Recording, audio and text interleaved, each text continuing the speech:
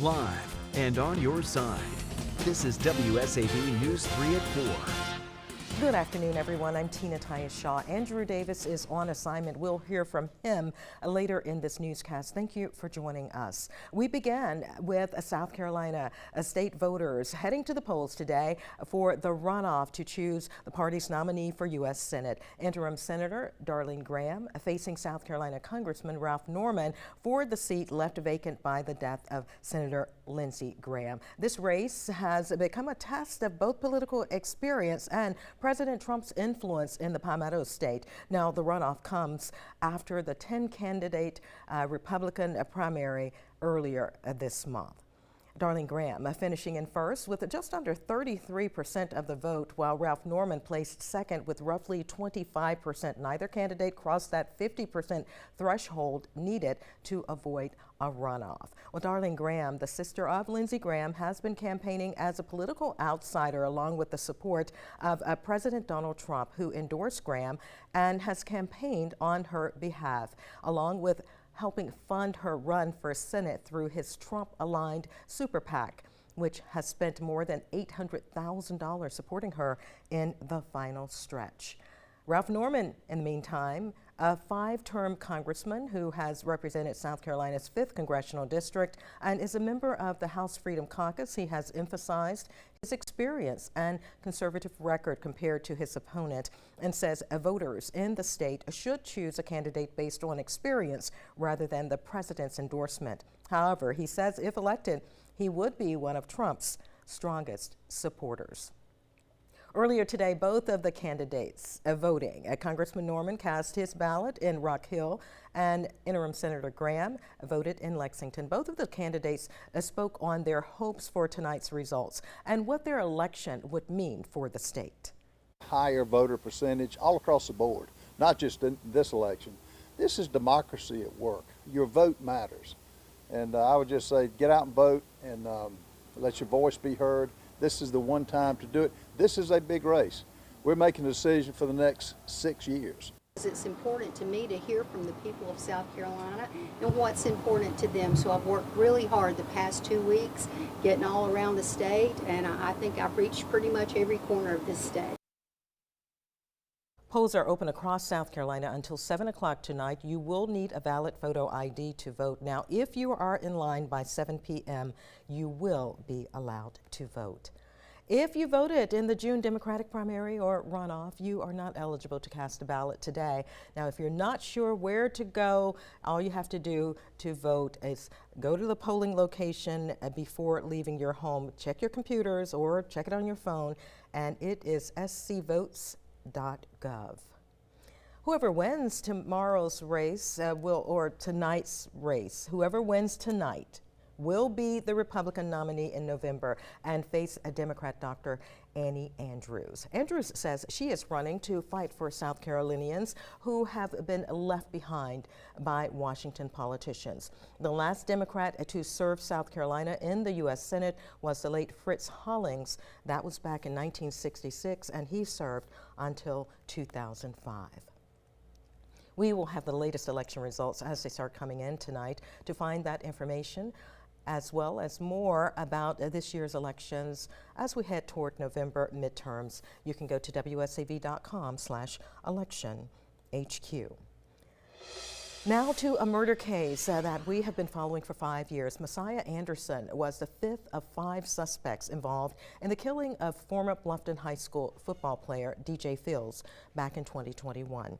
Anderson's murder trial was supposed to start today, but as WSAV's Andrew Davis tells us, after a morning full of legal wrangling, the entire case is now on hold. A major setback in a low-country murder trial that's been 5 years in the making. Messiah Anderson will not be in front of a jury this week, this after a major ruling from the judge. Messiah Anderson came to court today thinking his trial would begin. A jury seated yesterday, and there was only one more legal issue to deal with. Would Jimmy Green, who's already serving 40 years for DJ Fields' killing, have to testify against his friend?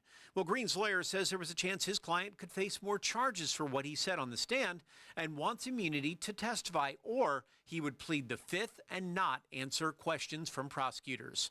14th Circuit Solicitor Duffy Stone says he has no interest in charging Green again, and he wouldn't need immunity. After more than 2 hours in chambers, the judge made his ruling. Under these circumstances, I have no choice but to grant Mr. Green's motion and not require him to waive his Fifth Amendment rights and rights against self-incrimination. Stone immediately said he would appeal, and that meant this case would be placed on hold until the state Supreme Court could weigh in and force that key witness, Jimmy Green, to potentially testify. He pled not only to murder, but he also pled to what's called in South Carolina mob violence in the first degree. That is when two or more people work together to commit a violent crime. Well, this is the third person in that line, and our position is he's already pled to a mob statute saying that he did this with two other people, and my intention was to clarify who the other two people. That appeal could be filed as soon as today, according to the solicitor. What exactly does it mean? We don't have a timetable yet on when the Supreme Court may hear that appeal or when they may be back here for trial. But Solicitor Stone says he will be ready for that trial and to make sure this family gets justice the next time they're here in this court. Andrew Davis, WSAV News 3 on your side. Savannah police announcing Waters Avenue between 56th Street and De Lesseps Avenue is shut down right now. This is while police investigate a suspicious package. Police are asking drivers to avoid that area, take an alternate route. WSAV is following this situation. We'll have more when the details are available. And we are learning about that school bus crash that shut down Highway 144 yesterday in Richmond Hill. That's some breaking news that we brought you. 8 children were injured, 4 transported to the hospital. Here's the very latest. It happened around 4 o'clock yesterday afternoon as students were going home. Troopers say an SUV tried to change lanes and hit a pickup truck, causing the pickup driver to lose control and crash into the back of the school bus. We're told the bus was carrying 41 students. 4 children and the driver of the truck were taken to the hospital. One parent describing to WSAV what happened on her daughter's bus. Work and panicked and was like, where's my child? Is she okay? And during that time, her pre-K teacher ended up calling me, and I did speak with her. She confirmed that there was an accident. The driver of the Mercedes was checked and released by EMS. Troopers charged her with improper lane change. Well, data centers are on the minds, especially many people here, local leaders as well. Savannah leaders preparing for any discussions that may happen in the future related to data centers. And Savannah City Council will be voting on a moratorium this Thursday. If that is approved, it will initiate a 5-month-long pause on any developments of large-scale data centers in the city. This will also block any data center proposals that would come to Savannah during this period. City leaders will discuss ordinances in the city and what would need to be in place if a data center makes its way to Savannah. Alderman Nick Palumbo saying a moratorium would give leaders some breathing room to make these discussions possible. Savannah is famous for its built environment, but it has a very complicated zoning code to get there. So we got to measure twice and cut once to make sure that we get something that actually works in our zoning system. There's no proposal on the table today, but now's the time to protect the zoning code from the next big one. Right now, we don't have word on exactly what would be included in new ordinances. That is, if the moratorium passes. As we learn, we will certainly keep you updated. You'll hear it on air and online.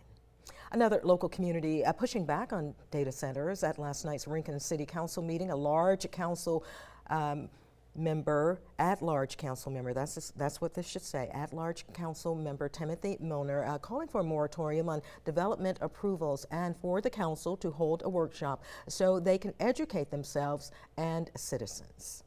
You may or may not agree with my request in this matter, but we owe it to the citizens of Rincon to hold a workshop and invite professionals, environmentalists, power company representatives, Georgia Southern, their science department for the water effects, to get facts about data centers. No decisions were made last night at the meeting on data centers, but we will continue to follow up on that debate, and of course, we'll let you know what happens. Well, Rincon leaders also made a major change for property owners after nearly 3 decades without a city millage rate. City officials unanimously voted to approve a millage rate increase.